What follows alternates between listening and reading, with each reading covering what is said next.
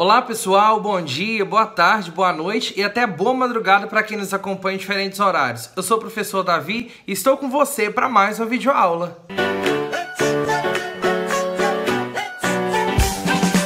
Hoje continuaremos nosso estudo sobre a BNCC, Base Nacional Comum Curricular. Na última aula sobre BNCC, estudamos as decisões que precisam ser tomadas para concretização das aprendizagens essenciais da BNCC, aquilo que a BNCC propõe. Então, para que essas aprendizagens essenciais se concretizem, é preciso que se tome algumas decisões em torno do currículo em ação, de um currículo que aconteça, que se faça e se concretize. Vamos agora continuar nosso estudo nesse vídeo do restante e da última parte do capítulo que trata dessas decisões, ok? Finalizamos a última aula falando sobre a importância dessas decisões. Essas decisões precisam igualmente ser consideradas na organização de currículos e propostas adequadas às diferentes modalidades de ensino, atendendo-se às orientações das diretrizes curriculares nacionais. Então, quando se organizar o currículo, em todas as modalidades, em todas as etapas, é necessário se considerar essas decisões no âmbito da construção do currículo. Agora vamos para uma especificidade acerca da educação escolar indígena. E eu particularmente quero prestar atenção porque depois de algumas provas anteriores eu apanhei quando eu, de certa forma, até menosprezei a parte que tratava dessa educação indígena e quilombola, achando que por terem menos corpo dentro do texto, dentro da legislação, talvez não fosse considerado em questões. E foram consideradas sim, mas ainda bem que essa parte foi abordada dentro das últimas aulas em outros concursos, ok?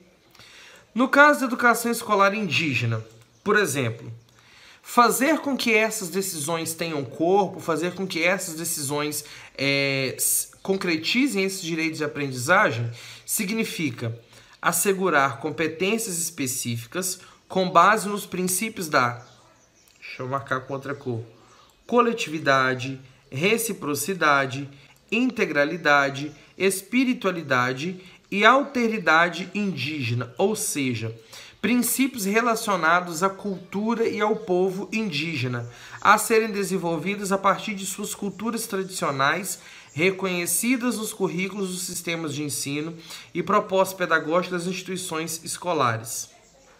É preciso que os currículos e propostas pedagógicas das instituições relacionadas à educação indígena considerem a cultura do povo indígena, suas especificidades, suas relações, a comunidade, o contexto, todo o ambiente que envolve os indígenas, para que esse currículo e essas decisões tomadas acerca da educação indígena também tenham efeito e façam sentido para aqueles que dela demandam estudo, demandam oferta, aqueles que precisam da educação indígena voltada assim para a sua cultura. Reconhecer e valorizar essa cultura indígena significa também, em uma perspectiva intercultural, considerar seus projetos educativos, suas cosmologias, suas lógicas, seus valores e princípios pedagógicos próprios, ou seja, considerar toda a sua metodologia, o processo de ensino que é adotado nas tribos, os processos de aprendizagem, os processos de valores, as construção dos saberes que se dão. Continuando, isso também suas referências específicas, como, vamos lá, construir currículos interculturais, terminando aqui na outra página, diferenciados e bilíngues. Por que bilíngues? Porque em grande parte das tribos indígenas, os índios eles adotam um dialeto próprio, né? A sua própria língua, tem a sua própria língua nativa. Seus sistemas próprios de ensino e aprendizagem, tanto dos conteúdos universais quanto dos conhecimentos indígenas, bem como o ensino da língua indígena como primeira língua. Voltamos àquela questão de língua materna. O que é língua materna? É a primeira língua, a língua tradicional e original daquele povo. Então, na comunidade indígena, a sua língua materna, a sua primeira língua é o seu idioma, a sua língua indígena.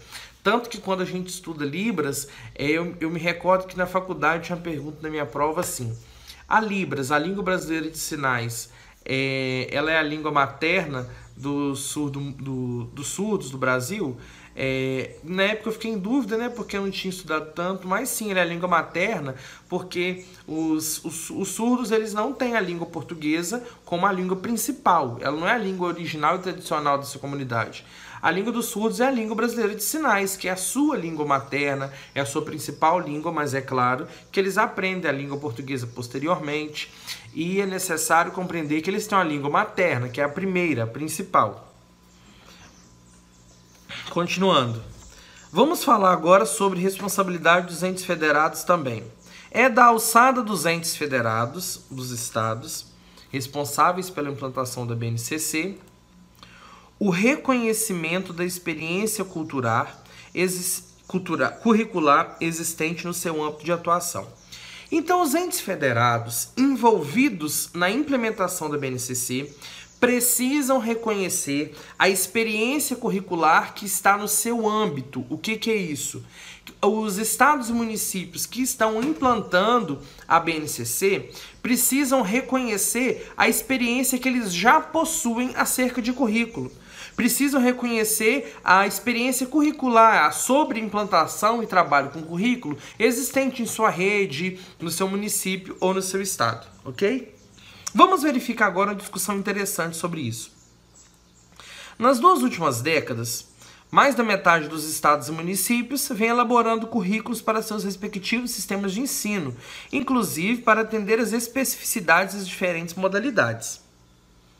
Muitas escolas públicas e particulares também acumularam experiências de desenvolvimento curricular e de criação de materiais de apoio ao currículo, assim como instituições de ensino superior constituíram experiências de consultoria e apoio técnico ao desenvolvimento curricular.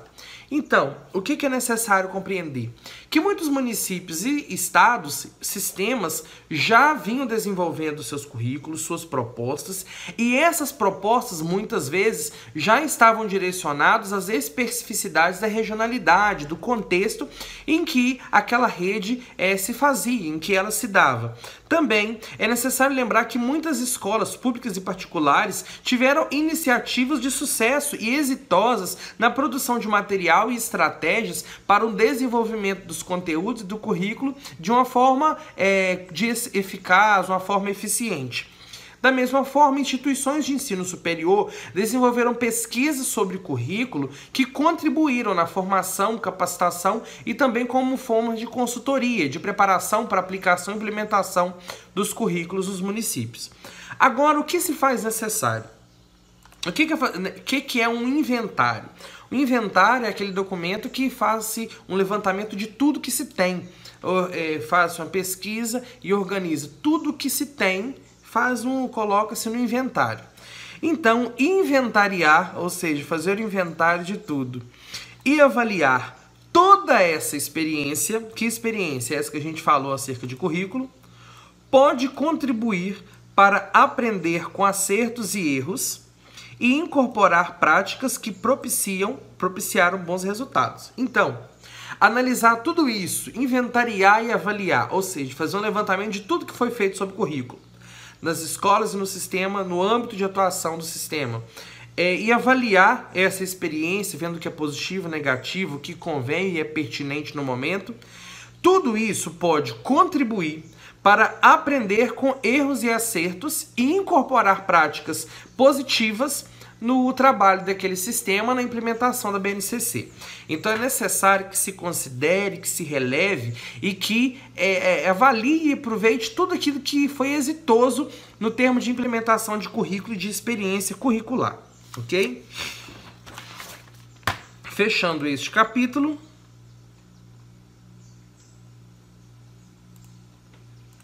por fim, cabe aos sistemas e redes de ensino, assim como às escolas em suas respectivas esferas de autonomia e competência, fazer o quê?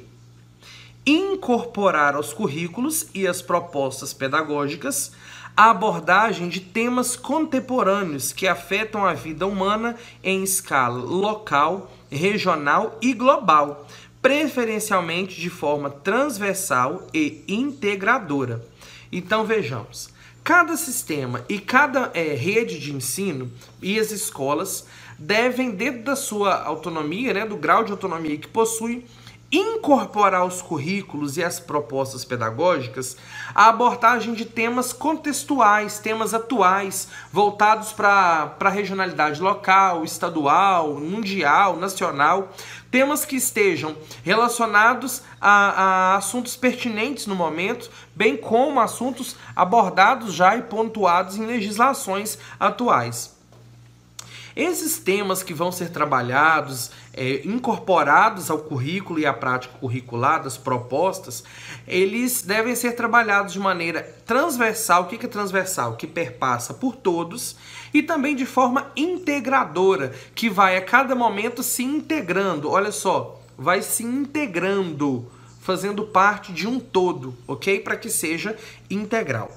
Agora vamos falar de que temas são esses. E esses temas, inclusive, podem ser pontos de uma das questões de sua prova.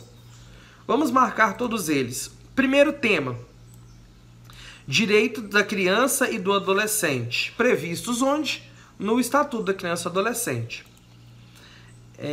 Educação para o trânsito, que já é um trabalho que deve ser feito nas escolas, instruindo os alunos para a educação no trânsito. Educação ambiental, que inclusive está previsto na LDB também. Outro tema que deve ser trabalhado: educação alimentar e nutricional, mais um tema que deve ser trabalhado e incorporado. Processo, deixa eu mudar aqui a cor dessa, que eu tô achando que tá ficando ruim para ver azul. Deixa eu colocar amarelo aqui. Educação para o trânsito, educação ambiental, educação alimentar e nutricional. Continuando, processo de envelhecimento, respeito e valorização do idoso. Educação em direitos humanos, que é um tema extremamente importante, principalmente num tempo em que o conceito de direitos humanos tem sido assim desconstruído. As pessoas não sabem o que são direitos humanos e ficam falando, tem que acabar com direitos humanos, como se isso fosse uma coisa ruim, pelo contrário. Só que é um conceito que poucas pessoas têm criticidade e até mesmo inteligência para compreender, porque é algo fundamental para nós, enquanto humanos. Então nós não podemos desconstruir os direitos humanos.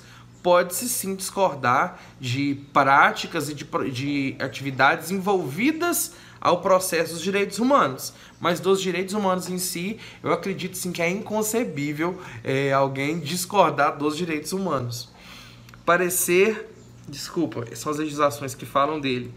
Educação das relações étnico-raciais e ensino de história e cultura afro-brasileira, africana e indígena. A lei da cultura afro, né, que já estamos bem habituados. Tem mais lá na outra página, tá? Deixa eu passar aqui. Os demais temas: saúde, vida familiar e social, educação para o consumo, educação financeira e fiscal, trabalho, ciência e tecnologia e diversidade cultural, ok?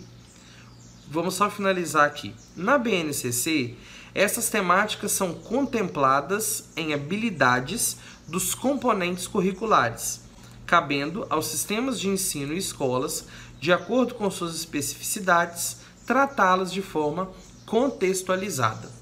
Então, esses temas que foram apontados aqui, relacionados ao direito de adolescente, educação ambiental, educação para o trânsito, educação financeira, valorização do idoso, valorização da cultura afro, saúde, trabalho, consumo, vida financeira, diversidade, tecnologia, entre outros, precisam ser considerados. Esses temas também já são contemplados nos desdobramentos da BNCC, nas habilidades que são tratadas.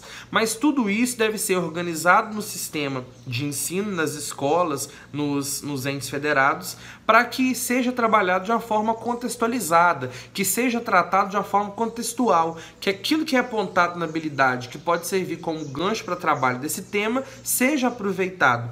É claro que não vai ter uma habilidade trabalhista trabalhar a educação para o trânsito. Não, haverão habilidades que estarão voltadas à questão da cidadania, talvez da organização social, a urbanização. São temas que podem inserir numa contextualização a abordagem, por exemplo, de educação para o trânsito. Mas como aqui bem diz, cabe aos sistemas de ensino e escolas, de acordo com as suas especificidades, tratá-los de forma contextualizada.